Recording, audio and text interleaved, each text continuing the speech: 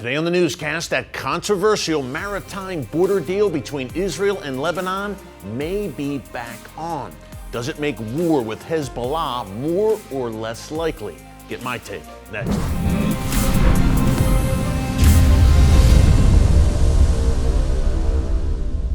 Hey folks, Erick Stakelbeck here. Welcome to the Watchman Newscast from New York City. I am here to interview former Secretary of State Mike Pompeo for a brand new TBN special that I'm hosting called Restoring America. It will air on Monday, November 7th, 8 p.m. Eastern Time on TBN. You won't want to miss that. In the meantime, we've got to talk about that controversial maritime border deal between Israel and Lebanon. Now, we told you a week ago that it looked like it was on the ropes after being very close, apparently, to being signed. Israel's interim prime minister, Yair Lapid, seemed excited about this deal, and he was saying it was a good thing for Israel's security. In the meantime, former and perhaps future prime minister Benjamin Netanyahu said this is a horrible deal that endangers Israel's security and empowers Hezbollah. Also, the former U.S. ambassador to Israel, our friend David Friedman, criticized this deal. The thing is, we don't have a whole lot of specifics about it yet, folks.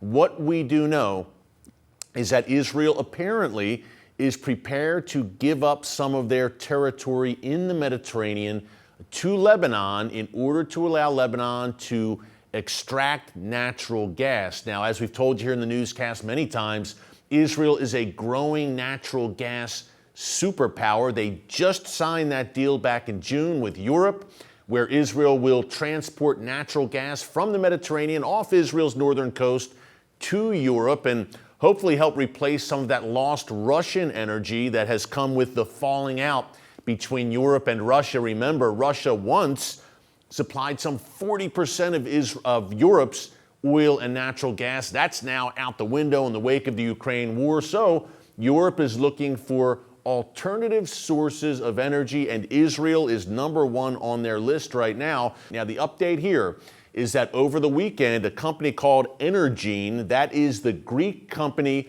which has the license to pretty much extract that gas out of the Karish oil installation for Israel, they began testing. Israel gave them the green light and said, go ahead, begin the test at the Karish gas field. Why is that important?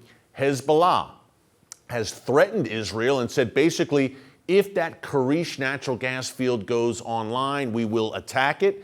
Sheikh Hassan Nasrallah, the leader of Hezbollah, said recently that Hezbollah's missiles are, quote, locked on that Karish gas field. On the flip side, Israel has said, if you dare make any kind of move against us and against that gas field, we'll not only strike you hard, Hezbollah, but Lebanon, where Hezbollah lives and breathes. That is Hezbollah's home base. The entire country of Lebanon, in particular the capital Beirut, will also bear the brunt of the Israeli response. So it has been a powder keg, a very tense situation. As I said, this deal it seemed poised to be signed and mediated, by the way, by the Biden administration. Israel and Lebanon do not have any diplomatic relations, remember. So the Biden administration, Amos Hochstein, who is the negotiator for the White House, has been there trying to broker this deal. They thought they were close, and then Lebanon made new demands. Surprise, surprise. Israel said, no way, we won't meet those demands. But as I said at the top, they are now talking once again, and we may very well have that deal come to fruition. Now, Israel will supposedly, according to reports on the deal, get royalties from this deal. Any gas that Lebanon excavates, Israel will get royalties from it. We'll see how that all pans out.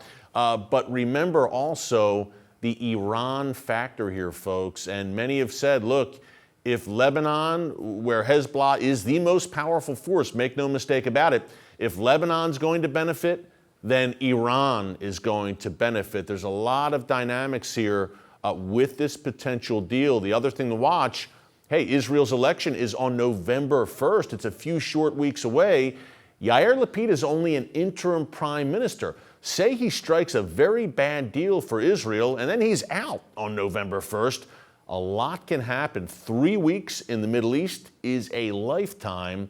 And again, Benjamin Netanyahu right now is the favorite to once again become prime minister. A lot of dynamics in the world's most volatile and strategic region, the Middle East. If you want the inside story on it every day, be sure to subscribe to the Watchman Newscast right here on YouTube and click the notification bell so you get alerts every time a new video is posted. Since we are talking about the borders of Israel and Lebanon, yes, we're talking about a maritime border, but in general, Hezbollah is poised on that border, poised to attack. And according to some estimates by Israeli military officials, Hezbollah will look to fire 4,000 rockets per day, at least, in that next conflict with Israel. After this clip I'm about to show you, we'll talk about the prophetic implications. But let's go right now to the northernmost point of Israel, essentially Israel's coastal border with Lebanon. My friend Avi Melamed, a great Israeli security expert, and I went to Rosh Hanikra, a great Israeli city, an Israeli town right on that Israel-Lebanon border. We were overlooking the Mediterranean, not far from where those natural gas installations are. Now, folks, this was 5 years ago, this clip. Usually I wouldn't throw to a clip from September 2017, but it's so relevant today. And Avi mentions, as you'll see, the natural gas issue being a source of tension between Israel and Lebanon, and perhaps even war. We were reporting on this on the Watchman 5 years ago. I think it's still very timely and relevant. And you get a look at the terrain here. Take a look.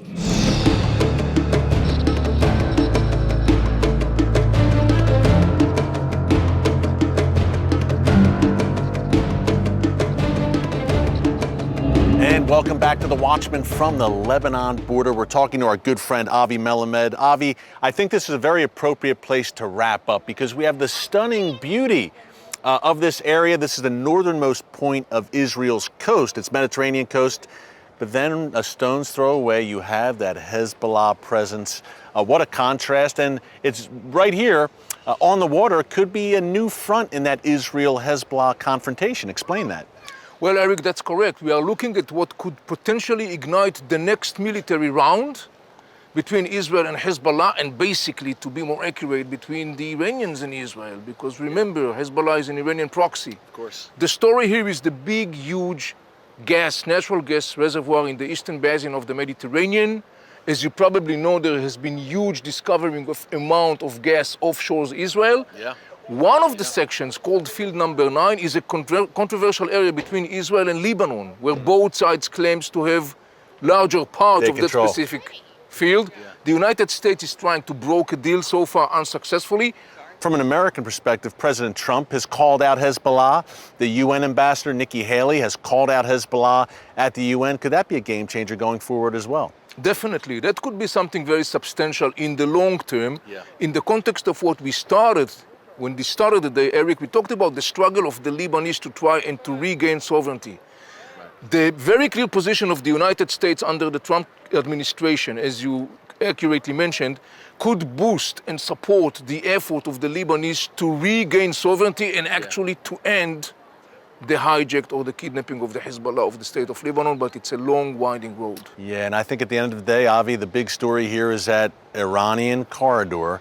We talked about it earlier in the show. It starts in Tehran. It ends right here where we're standing on the Mediterranean, on the Lebanon border, right? That is correct, Eric, and it's a great way to illustrate it. And mostly when you look here and you look at the Mediterranean, and in the distance you could see one of Israel's major cities, the city of Haifa, that clearly emphasized the need to stop this Iranian expansion plan. Yeah, and again, the entrance to Lebanon is right here behind us. Correct. This is the northernmost point of Israel's coast. Avi, what a day. Thank you so much. And what a panoramic view here from Hezbollah country, the border with southern Lebanon, an extreme threat not only to Israel, but to America and the world, and again with Iran behind them. Great insights, as always, from our good friend Avi Melamed. Check him out at avimelamed.com and pick up his new book, Inside the Middle East, Entering a New Era. It's a great book. You can pick it up wherever books are sold. And as I mentioned, I have to shake my head. This was 5 years ago when Avi gave that analysis. He saw what was coming, and folks, now we are there. The natural gas factor has Israel and Lebanon at loggerheads. No matter what happens, if this deal is indeed signed that we're discussing, it only adds to the tinderbox nature of the region. Now, I mentioned the prophetic implications. I'm thinking of two things.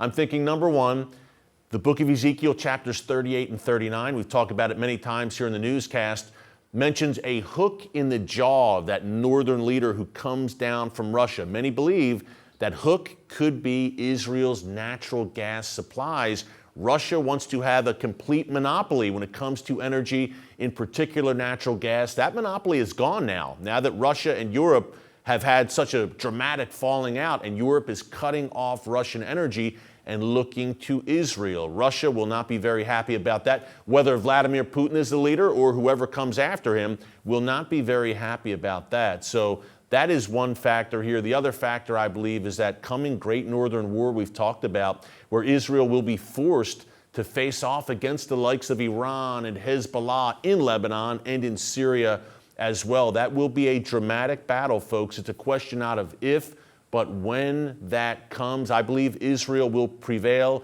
in a decisive fashion there. Wars and rumors of wars and this natural gas issue and the border issues, this is a very important component of it. Hey, no need to worry, no need to fret. Be encouraged because God Almighty still sits on the throne. He is in control, so be encouraged. We live in perilous times, yes, but these are also Bible times. Hey, thanks so much for joining us here today on the Watchman Newscast. Until tomorrow, God bless you. And remember, never hold your peace. Hey everyone, thanks for checking out the Watchman Newscast. If you enjoyed this episode and want to see more, make sure you go ahead and hit the like button, click subscribe, and tap the bell icon to turn on notifications for new Watchman Newscast episodes every weekday.